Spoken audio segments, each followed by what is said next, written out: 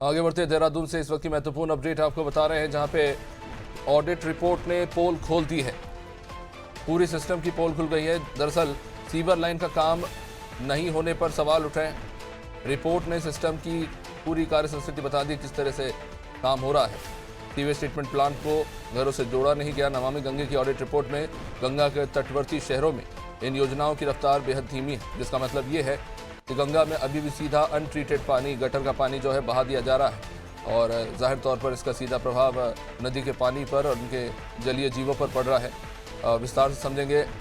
जी सोनू, नमामि गंगे की जो audit report आई है वो बेहद चौंकाने वाली है। उद्देश्य तो बहुत सारे, लेकिन पूरे जमीन पर कुछ नहीं हो रहे। देखिए, जो सरकारी तंत्र है, खास तौर पर जो सिस्टम से जुड़े अधिकारी हैं, उनकी कार्य संस्कृति पर सवाल खड़ा हो रहा है।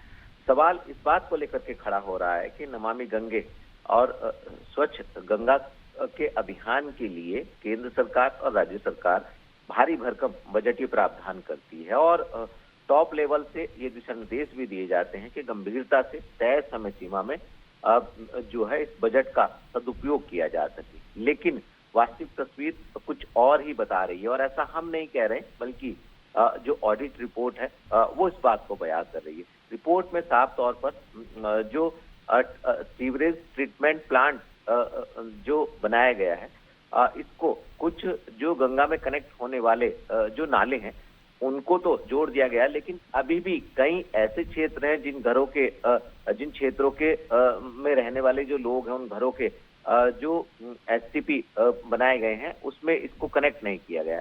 तो ऐसे में अंदाजा लगाया जा सकता है कि स्वच्छ गंगा और गंगा मिशन को लेकर के जो बजटीय प्रावधान किए गए हैं और जो अधिकारी को जिम्मेदारी सौंपी गई है, उसमें किस तरह से अधिकारी कार्य कर रहे हैं और कार्यों की जो गति है उसको भी खास तौर से फोकस किया गया है कि कितनी रफ्तार से अधिकारी कार्य कर रहे हैं। तो एक और सरकार की मंशा साफ दिखाई दे रही है कि स्वच्छ गंगा के लिए गंगा नमामि गंगे और गंगा मिशन के तहत जो है वो नमामि गंगे के तहत तमाम व्यवस्थाओं को व्यवस्थित करने के लिए, स्वच्छता और निर्मलता के लिए भारी भरकम बजटीय प्रावधान किए गए हैं और सरकार की मंशा भी ये है कि जो बजटीय प्रावधान किए गए उसका सदुपयोग किया जाए। लेकिन कार्य जो होने चाहिए थे वो नहीं हो पा रहे हैं।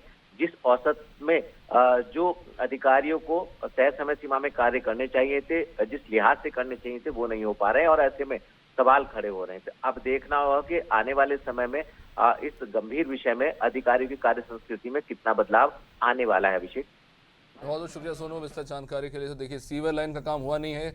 एसटीपी प्लांट्स जो संचालित होने चाहिए थे, इनका निर्माण होना चाहिए था, बेहद धीमा है और इसका नतीजा यह है कि गंदा पानी सीधा गंगा में पहुंच रहा है।